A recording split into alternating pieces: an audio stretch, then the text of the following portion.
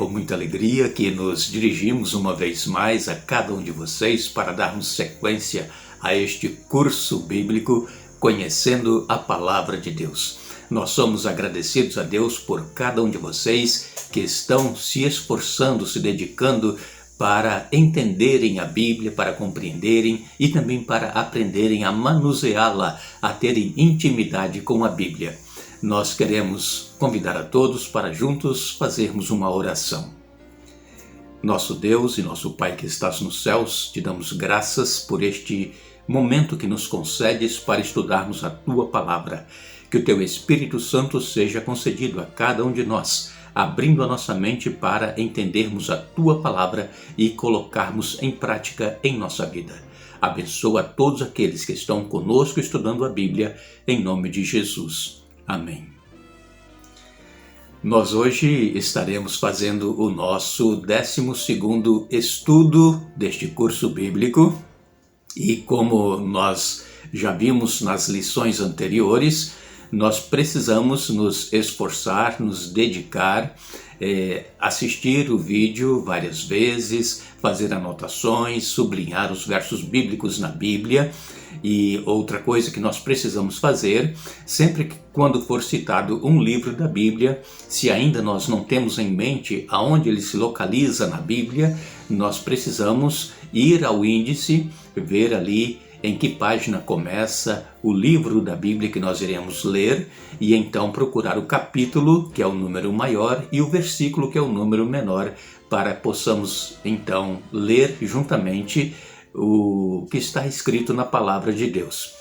É muito importante nós sempre acompanharmos a leitura bíblica para ver se o pregador está falando exatamente o que está escrito ali na Bíblia.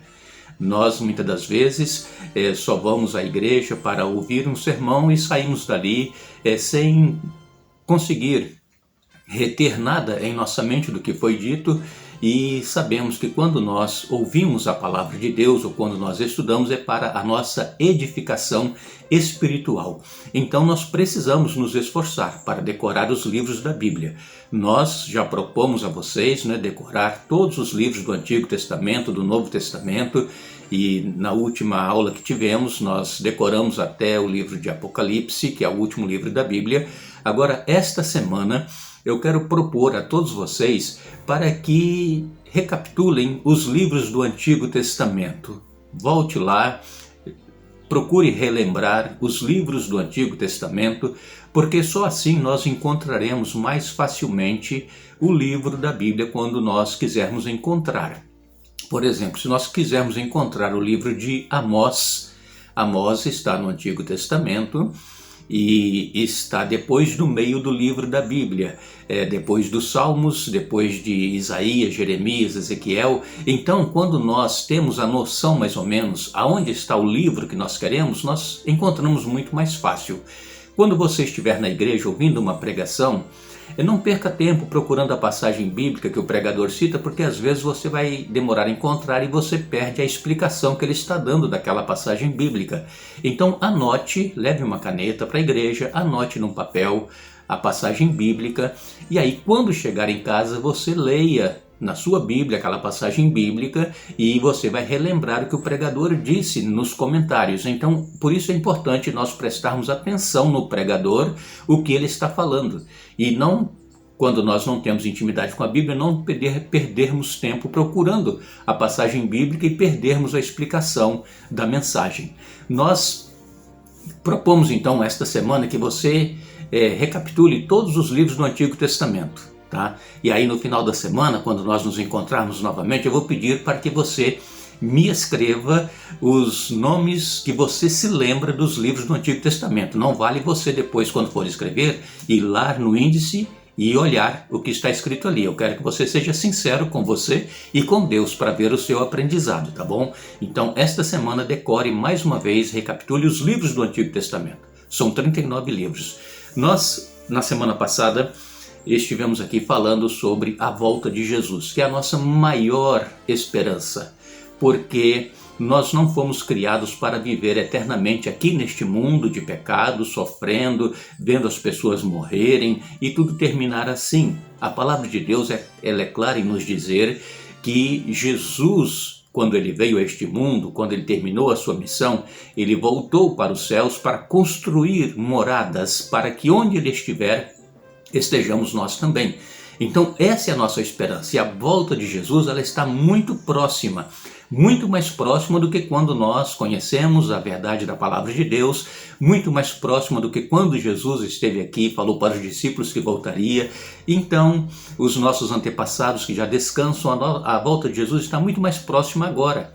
E Jesus, quando ele falou que ele iria voltar, os discípulos perguntaram o que estaria acontecendo antes da volta de Jesus. E então Jesus, ele, no seu sermão profético, que está a partir do capítulo 24 de Mateus, capítulo 25, capítulo 26, nós encontramos ali as profecias que Jesus disse que estaria acontecendo antes da sua vinda.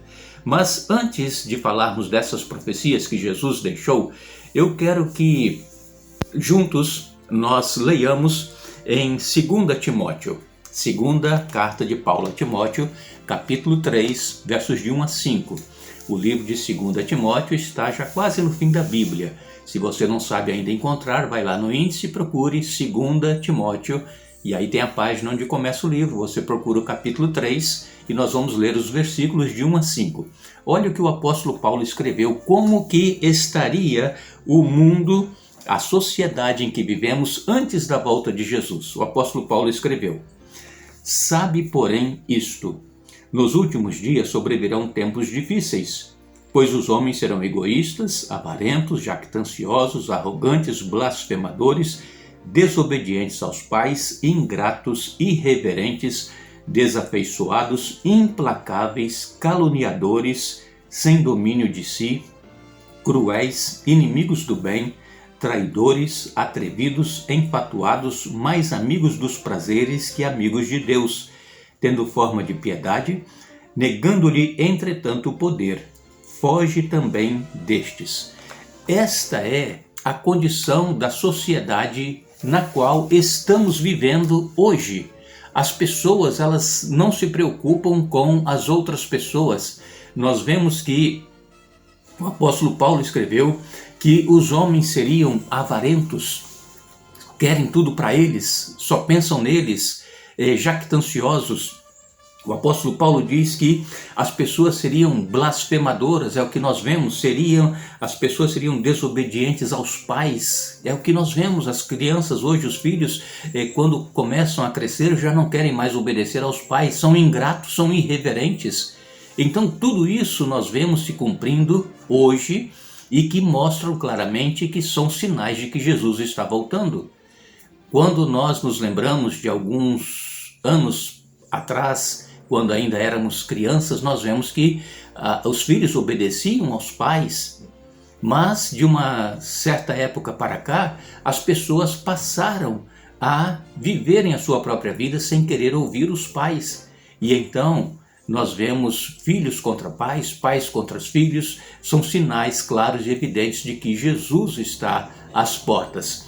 Mas Jesus, no seu sermão profético, em Mateus, no capítulo 24, Jesus então, ele diz aqui mais claramente o que estaria acontecendo exatamente antes da sua vinda. Nós lemos em Mateus, no capítulo 24, no verso 7. Mateus 24, verso 7 é o primeiro livro do Novo Testamento. Porquanto se levantará nação contra nação, reino contra reino, e haverá fomes e terremotos em vários lugares. Olha exatamente o que nós vemos acontecendo hoje. É claro que sempre houve problemas no mundo, na sociedade, mas hoje está muito maior a evidência de que o Senhor Jesus está voltando. Por quê? Porque as nações, elas vivem em guerra, elas vivem em conflito. Nós vemos o que está acontecendo lá no Afeganistão, sem dizer o que acontece também ali no Líbano e Israel, e as demais nações, elas vivem em conflitos. O mundo, ele está como um barril de pólvora. Os governantes não têm mais controle da situação, estão levando para ver até onde que dá para ir, mas sabemos que muito em breve tudo isso chegará ao fim. Por quê? Porque o Senhor Jesus, ele estará voltando para colocar um ponto final nessa situação que nós estamos vivendo hoje. Ainda em Mateus, no capítulo 24, E no verso 29, Jesus, ele disse: logo em seguida, à tribulação daqueles dias, o sol escurecerá, a lua não dará sua claridade, as estrelas cairão do firmamento e os poderes dos céus serão abalados. Vejam que estes sinais também já aconteceram. O escurecimento do sol, da lua, a queda das estrelas, tudo isso já aconteceu, se cumprindo as profecias da palavra de Deus. Então nós vemos que existe pouco tempo para que o Senhor Jesus ele volte. Quando nós lemos aqui ainda no capítulo 24 do livro de Mateus, o sermão profético de Jesus, ele disse que quando, pois, no verso 15, quando, pois, virdes o abominável da desolação, de que falou o profeta Daniel no lugar santo, quem lê, entenda. Então os que estiverem na Judéia fujam para os montes, quem estiver sobre o eirado não desça a tirar de casa alguma coisa, e quem estiver no campo não volte atrás para buscar a sua capa. Ai das que estiverem grávidas e das que amamentarem naquele dia.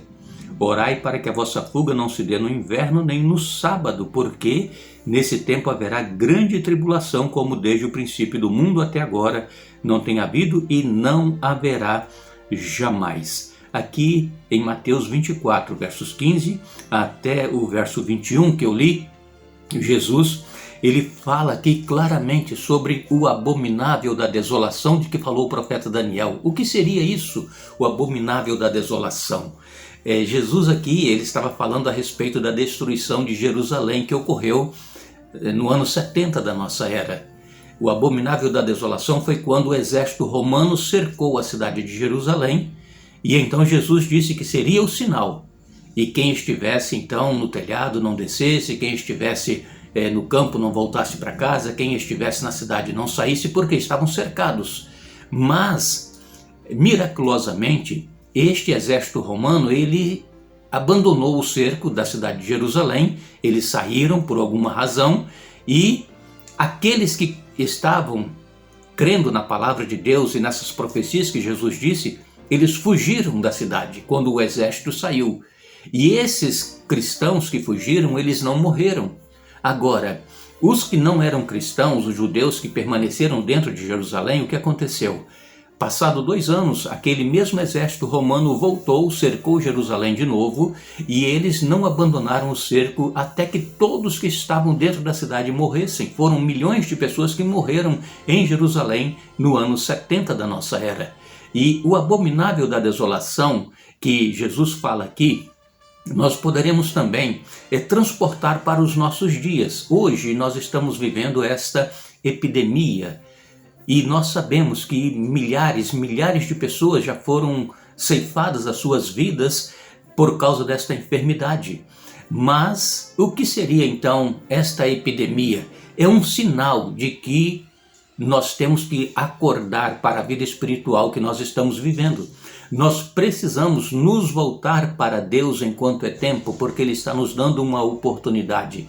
Sabemos que os dias estão contados, não sabemos quando Jesus vai voltar, mas resta pouco tempo. Então, esta epidemia, ela veio para acordar o povo de Deus, para buscar a presença de Deus em sua vida, viver uma vida de comunhão com Deus e estar assim preparado para o encontro com o Senhor Jesus.